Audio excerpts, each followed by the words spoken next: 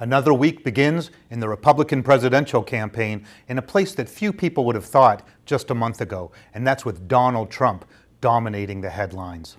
Clearly, he's become the boulder in the path of all the other Republican candidates. How might they navigate around him and get their momentum back?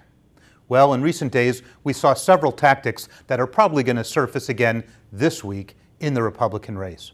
First, one way to deal with Donald Trump is to confront him more directly. That's what Jeb Bush did in recent days. He called Donald Trump basically a Democrat, pointed out that he had supported higher taxes in the past and single-payer health insurance, not exactly Republican ideas. The result?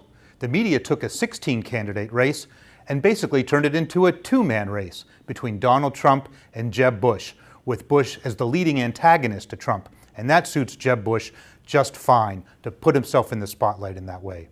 A second tactic?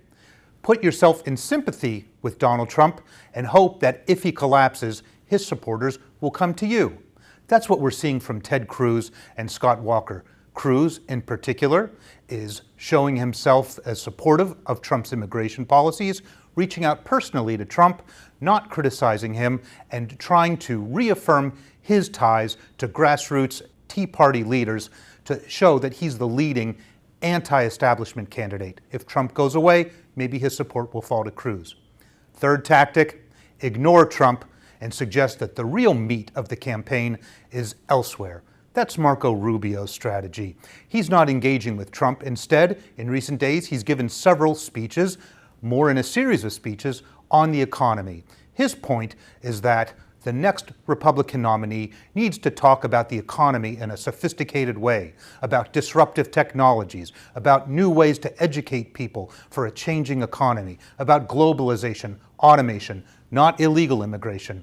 That's Rubio's strategy, and he's hoping that once the Trump storm passes, he'll be seen as the most substantive candidate.